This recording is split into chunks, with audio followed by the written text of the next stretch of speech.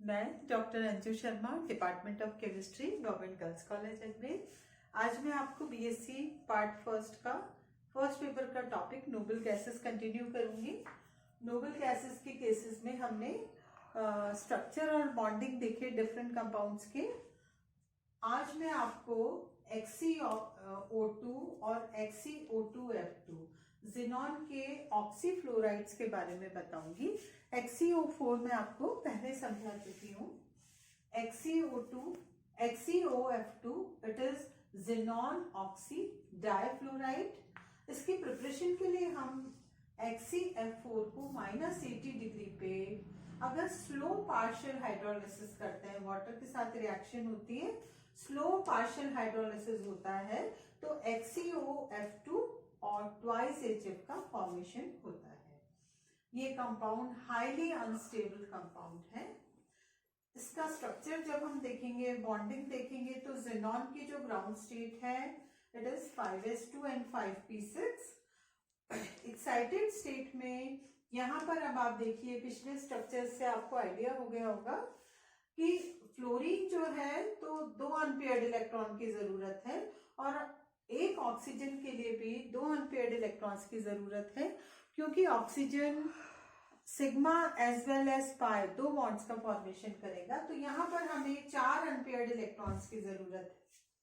तो आप ये देखिए, 2 लोन पेयर यहाँ पर मौजूद रहेंगे और ये जो 2 ऑर्बिटल्स हैं इनके 2 इलेक्ट्रॉन्स, 2 तो यहीं रहेंगे और 2 5d ऑर्बिटल में चले जाएंगे। तो यहाँ पर हाइब्रिड सिग्मा बॉन्ड किस तरह से बनेगा, 2 फ्लोराइड और 1 ऑक्सीजन, तो 1 2 3 सिग्मा बॉन्ड फॉर्मेशन होगा, तो sp3 हाइब्रिडाइजेशन हो गया। अब एक ये जो अनपेयर्ड इलेक्ट्रॉन बचा है यानी d इलेक्ट्रॉन है, it is for p pi d pi bond. जैसा कि अभी मैंने आपको बताया, ऑक्सीजन जो है वो सिग्मा के साथ साथ पाई बॉन्ड का भी फॉर्मेशन करता है, वो यहाँ पर इस्तेमाल होगा। तो आप ये देखेंगे, ये स्ट्रक्चर आप देखिए जिनॉन का, ये तो दोनों आपके लोन पेयर हो गए, ये ऑक्सीजन और ये दोनों जो फ्लोरीन है ये 180 डिग्री पर स्थित है। अगर हम केवल sp3 हाइब्रिडाइजेशन कंसीडर करते हैं तो ज्योमेट्री होनी चाहिए ट्राइगोनल बाइपिरामिडल, त्रिभुजीय द्विपिरामिडीय, पर क्योंकि यहाँ पर लोन पेयर मौजूद है और लोन पेयर के प्रभाव के कारण जब प्रतिकर्षण काम करेगा तो इसकी ज्यामिति ये नहीं होकर टी शेप ज्यामिति होगी, जैसा कि हम इस फिगर में देख रहे हैं। अब हम देखते हैं XeO2F2। XeO2F2 में इसकी प्रिपरेशन के लिए XeOF4 को जब हम कैलकुलेटेड अमाउंट ऑफ SiO2 के साथ रिएक्ट करवाते हैं तो XeO2F2 और SiF4 का फॉर्मेशन होता है। दूसरी रिएक्शन में XeOF4 का जब कंट्रोल्ड पार्शियल हाइड्रोलिसिस होता है, यानी XeOF4 और H2O की रिएक्शन होती है, तो XeO2F2 और ट्वाइस HF का फॉर्मेशन होता है। नेक्स्ट इज XeOF4 और XeO3 की रिएक्शन होती है -78 डिग्री सेंटीग्रेड पे, तो ट्वाइस XeO2F2 का फॉर्मेशन होता है। ये जो कंपाउंड है ये कलरलेस सॉलिड है, इसका मेल्टिंग पॉइंट है 30.8 डिग्री सेंटीग्रेड। ये it is easily hydrolysed with water. किस तरह से इसका हाइड्रोलिसिस होगा, XeO2F2 प्लस H2O हाइड्रोलिसिस होगा और XeO3 और ट्वाइस HF का फॉर्मेशन होगा। अब हम इसका स्ट्रक्चर देखेंगे तो ग्राउंड स्टेट में 5s2 5p6 के बाद में एक्साइटेड स्टेट में अब हम देखेंगे कि यहाँ पर हमें 2 ऑक्सीजन है तो 4 अनपेयर्ड इलेक्ट्रॉन तो ऑक्सीजन की बॉन्डिंग के लिए चाहिए और 2 फ्लोरीन के लिए चाहिए, तो टोटल 6 अनपेयर्ड इलेक्ट्रॉन की जरूरत है। तो आप ये देखिए कि 5p ऑर्बिटल में 1 2 3 इलेक्ट्रॉन्स तो ऐसा रहेंगे और 3 5d में चले जाएंगे।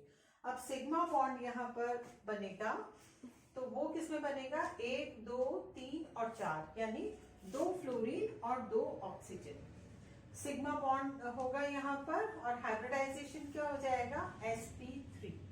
अब ये दो अनपेयर्ड इलेक्ट्रॉन बचे d ऑर्बिटल में, तो यहाँ पर क्या होगा, दो d इलेक्ट्रॉन्स जो हैं these are used in p pi d pi bond, जैसा कि यहाँ पर हुआ था एग्जैक्टली उसी तरह। यहाँ पर एक d इलेक्ट्रॉन था, यहाँ पर दो d इलेक्ट्रॉन। अब क्या होगा, फॉर मिनिमम रिपल्शन, प्रतिकर्षण पर कम काम करें, तो ऑक्सीजन एटम्स जो होते हैं और लोन पेयर ऑफ इलेक्ट्रॉन्स होते हैं, these are attached with equatorial orbitals. ये तो आपका हो गया लोन पेयर और ये हो गए आपके ऑक्सीजन। तो यहाँ पर क्या होगा, so minimum repulsion is there, so because of lone pair shape will be distorted tetrahedral. आप देखिए sp3 हाइब्रिडाइजेशन है तो ट्राइगोनल बाइपिरामिडल होना चाहिए, पर होता क्या है यहाँ पर डिस्टॉर्टेड टेट्राहीड्रल यानी विकृत चतुष्फलकीय संरचना होती है।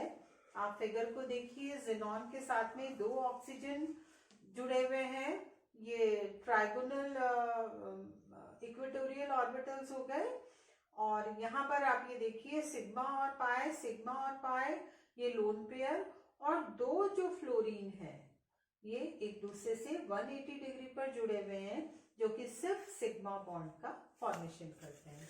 तो इस तरह से हमने जिनॉन के फ्लोराइड्स यानी XeF2 4 और XeF6 के बारे में देखा। XeOF4 मैं आपको बता चुकी हूँ। तो जिनॉन के ऑक्सीफ्लोराइड्स में XeOF4, XeOF2 और XeO2F2 की जानकारी आज मैंने आपको दी।